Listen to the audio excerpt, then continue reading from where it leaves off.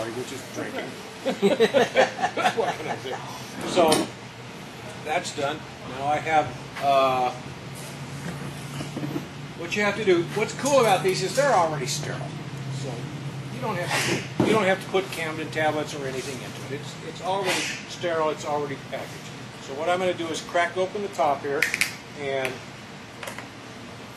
I'm going to drop it down to about here. So this is going to go on the fridge, and I'll just have some grape juice later. And that's probably about good, because when this thing starts bubbling, you don't want it coming out the top. So I'll put the top on right away. Cover this up. I can even add this later if I want to start another batch if I get enough. I'm on your way, am I? So that's sitting there. We cracked it, and we probably got some germs in, but it's no big deal. I don't think. I mean, I'm the one drinking it, so. Now I've got a couple kinds of yeast. I have the distiller's yeast here, which will get you up to like 18 to 20% alcohol. We've got, that's for something else. There's a nice one, EC 1118, which is a specific kind of yeast from the Champagne region. I don't know, that's kind of nice too. What I'm going to do, since I really don't care about anything except tasting my nice Welch's, I'm going to just take a little bit of miscellaneous yeast that I have down here. Oh, maybe a quarter teaspoon, something like that. So it doesn't actually have to be brewer's yeast, it could just be regular yeast? Shake it up. And then, since I had this at one time sterile bubbler, that goes right on there like that. Now, hopefully I got the right size. Yes, we did. That's a number 8 cork. Okay. Now, this is an airlock, and this is going to keep any bacteria from getting back inside into the wine. So, what you're going to do is you're going to fill it halfway with water, but in this case I'm going to use a little bit of rum. Normally I'll use vodka, but I grabbed the wrong bottle today. And I'm going to take this and fill this about halfway.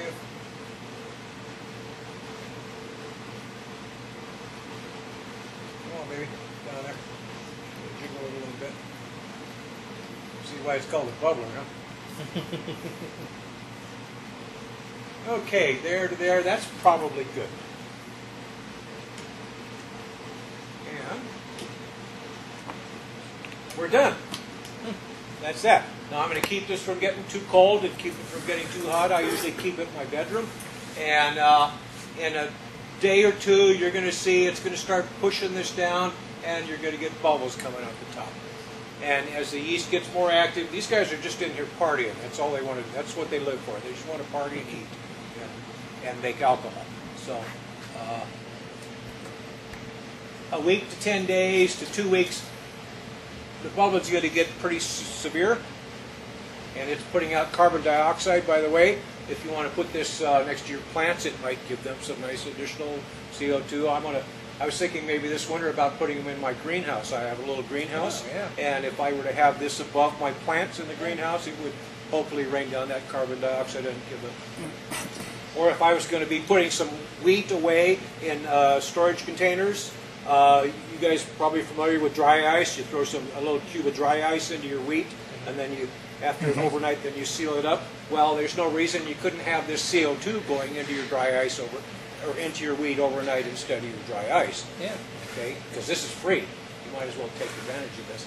So I like a sweet wine, and after about a week or two, probably a couple weeks, the bubbling is going to start to slow down, and eventually it's going to get real close to stopping. So, and that, because I like a sweet wine, I'll take a tablespoon of sugar, a teaspoon of sugar, I'll pull off the top and I'll drop the sugar in, and it'll renew the activity. In fact, be careful, because if your yeast is really active, it will actually come up into your bubbler and come out the top, which is why I like to leave a lot of space in there. And so if that happens, you need to pull the cork and get rid of some?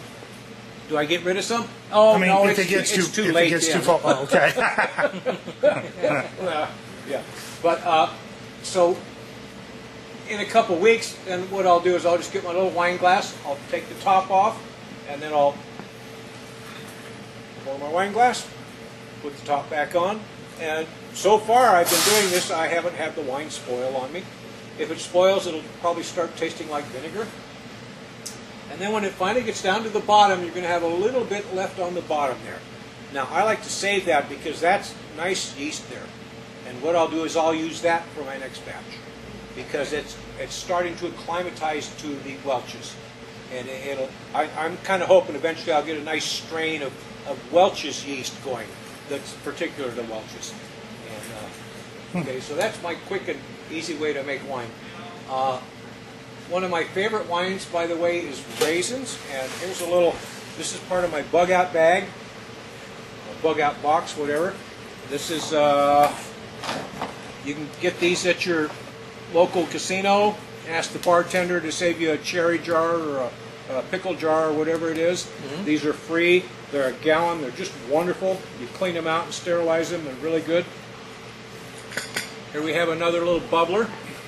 This is to grab and run. If you got to head for the boonies and you still want your wine, you know, you can take this with you. That fits on the top. Inside I have a couple pounds of raisins, a little bit of sugar. There's some yeast packages on the bottom.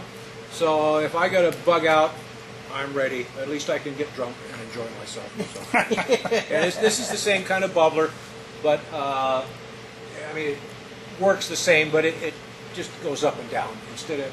I actually like these better because you can't really tell what that's doing. It's too technical. It confuses me. So where do you find the bubblers? You can get these at Reno Home Brewer on Dickerson, and we're going to be doing brew nights here at Bridgewire probably once a month, maybe more if there's demand, on Tuesdays. Okay. In the kitchen there, you saw our brew barrels and stuff. We'll be doing that here. And if anybody's interested, we can pick up bubblers for everybody and all this stuff. But the thing on the raisin wine, which I really like, you take a jar like this and you fill it that much with raisins, and then you fill it that much with water and you let it soak overnight. Okay. Then the next day you can either put the whole thing in a blender, mix it up, fill it about that much with water. When you're all done blending it, pitch in some yeast, put your bubbler on, and let it go for a while. And I really, really like the taste of this raisin wine. It's really a nice wine. What kind of flavor does it have? I like it. What kind of flavor does it have? It's kind of a sherry. Oh, okay. Kind of a sherry. It's not a red wine. But it's not a white wine. It's a I like that. raisin. Yeah. Yeah. Let's give that a try. So.